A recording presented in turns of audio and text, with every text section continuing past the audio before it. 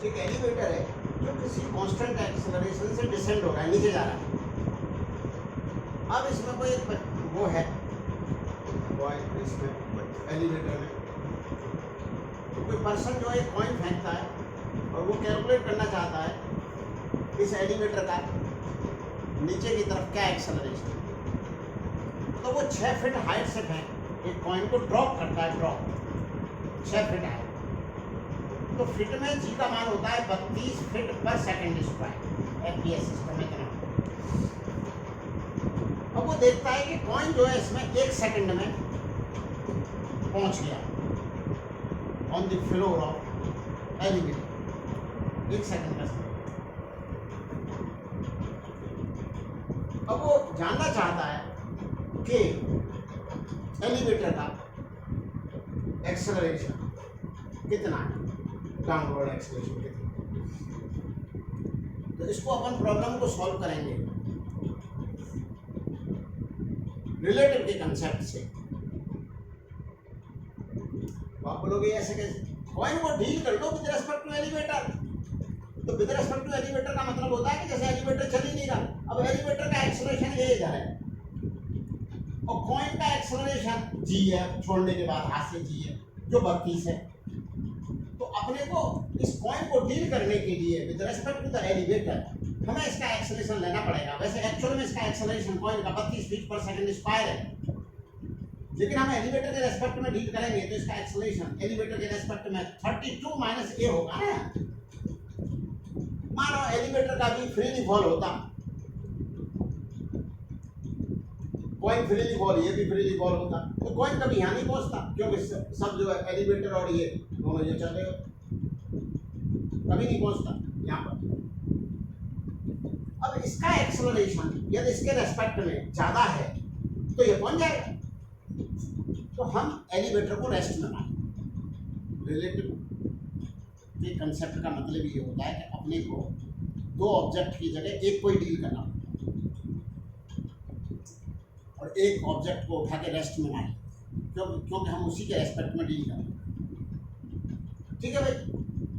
अब कॉइन की क्या वेलोसिटी है, initial velocity with respect to the elevator, जो कि 0 है, क्योंकि जो कॉइन में वही वेलोसिटी थी जो एलिवेटर में।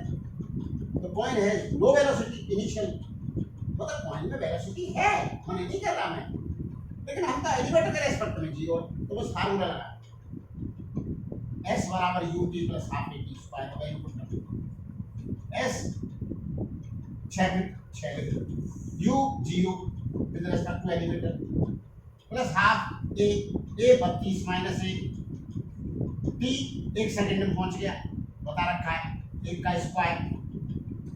इससे क्या हुआ, 6 बराबर आ गया 12, तो इधर आ जाएगा 12 बराबर आ गया 32 माइनस 1, तो ए का मान हो गया 32 माइनस 12, तो 20 फीट पर सेकंड स्क्वायर आ गया एक्सेलरेशन एलिवेटर का। तो उस इंसान ने पता कर लिया, 1 सेकंड में गिरा था, पता कर लिया कि एलिवेटर किस एक्सेलरेशन से नीचे जाए। फिर इस तरह से कोई नहीं पता करता, एलिवेटर इस तरह से एक्सेलरेशन से नीचे जा रहा होगा, कंटिन्यूस जाए, तो उसे क्या, उसे ये कैलकुलेशन भी पड़ी है या वो पड़ी है नहीं नीचे जाने।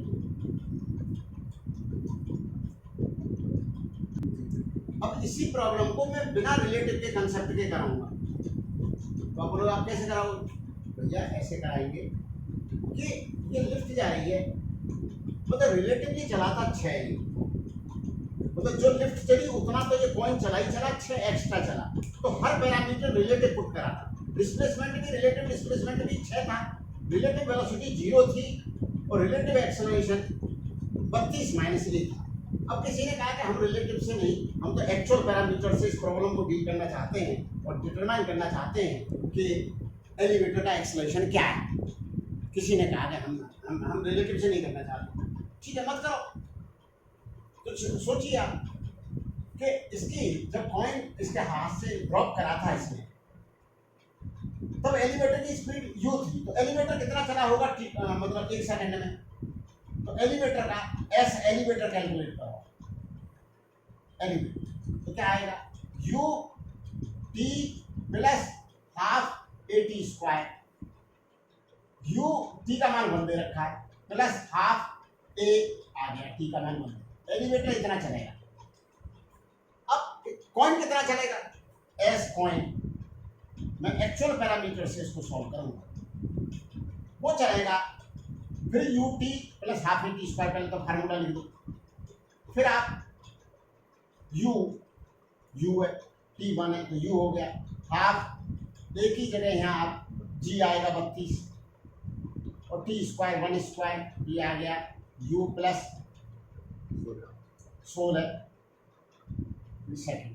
अब आप ये देखो कि अब इसमें ये कंसेप्ट लगाना पड़ेगा कि एलिवेटर जो चला उतना तो ये चला ही चला कॉइन, लेकिन कॉइन 6 फीट एक्स्ट्रा और चला होगा तभी तो ये पोजीशन से यहाँ आया होगा।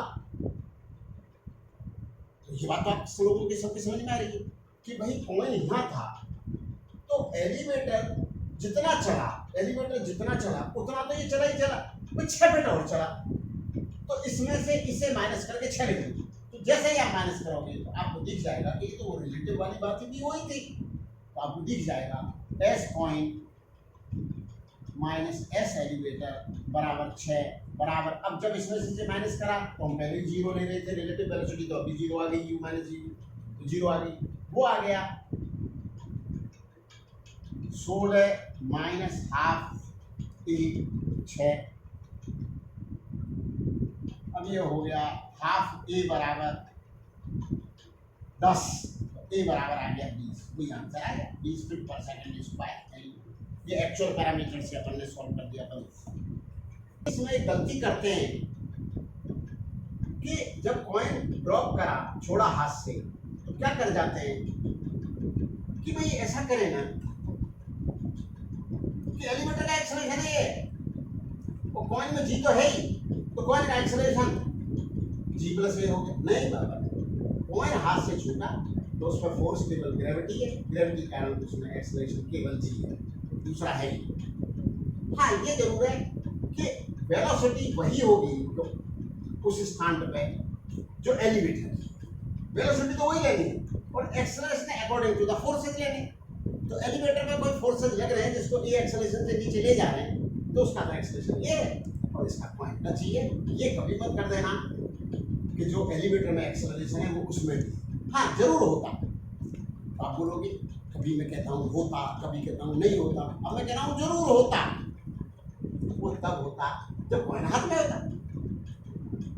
तो जो एलिवेटर में एक्सेलरेशन वो कॉइन तो उसमें ड्रॉप कराएंगे।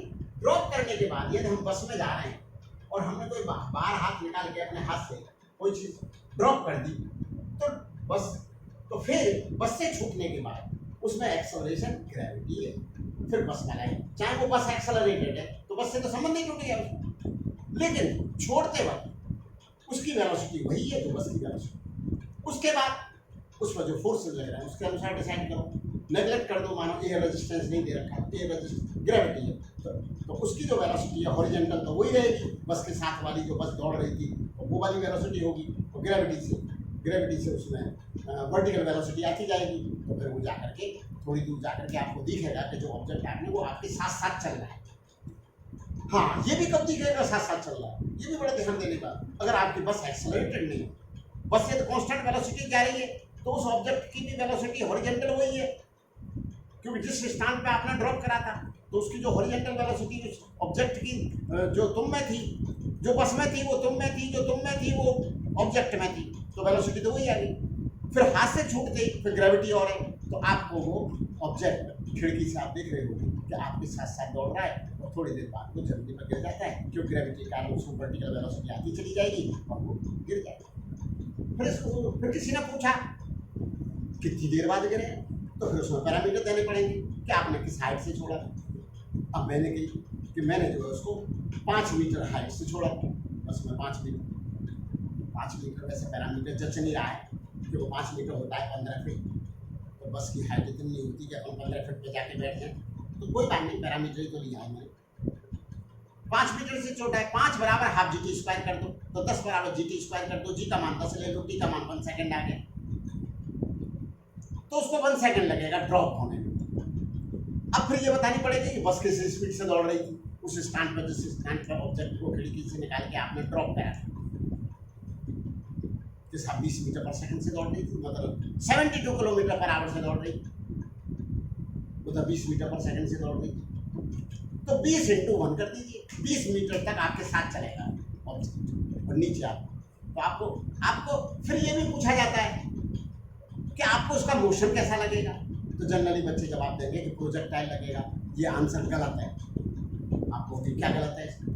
100% गलत है, क्योंकि हमको दुनिया में वही चीज़ दिखाई देती है जो रिलेटिव होती है, हमसे ज़्यादा या कम, वही तो दिखाई देता रहता है। जो हम में उतना दिखाई देता नहीं, जैसे अपनी गलती किसी को नज़र नहीं आती।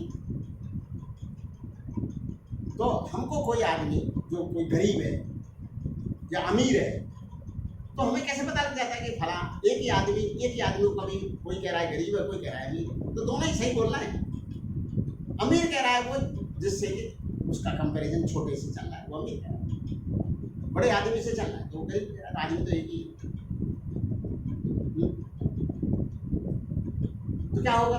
तो उसको जाते हुए वर्टिकली डाउनवर्ड लगेगा, स्ट्रेट लाइन में लगेगा, क्योंकि उसको क्या नजर नहीं आएगा, वो जो हॉरिजॉन्टल तो दोनों में है ना, हॉरिजॉन्टल दोनों में, तो हॉरिजॉन्टल जैसे आपके पास कोई पैसेंजर बैठा हो तो आपको कम नजर आता है कि वो पैसेंजर चल रहा है, क्योंकि बस चल रही है, वो पैसेंजर भी चल रहा है, आप भी चल रहे हैं, तो आपको क्या मोशन में, कभी मोशन में लगाया क्या आपके बराबर वाला जो आदमी बैठा है, आप भी बैठे, वो भी बैठे, तो आपको क्या लगता है वो आदमी रेस्ट में, तो आपको क्या दिखाई दे रहा है? रिलेटिव दिखाई दे रहा है, हमें हमेशा दिखाई रिलेटिव देता है। तो ऐसे अपने को क्या दिखाई देगा? नीचे जाते हुए दिखाई देगा। तो फिर किसी ने पूछा कि उसको प्रोजेक्टाइल किसको दिखाई देगा? जो सड़क के किनारे आदमी बैठा हुआ है, क्योंकि उसमें तो हॉरिजॉन्टल वेलोसिटी है नहीं, तो उसको दोनों वेलोसिटी नजर आएगी, उसको हॉरिजॉन्टल भी नजर आएगा और नीचे गिरता हुआ भी नजर आएगा, बस हम बैठने वाले को गिरता हुआ नजर आएगा, तो उसको प्रोजेक्टाइल में जाते हुए नजर आएगा। तो ये है रिलेटिव के कंसेप्ट।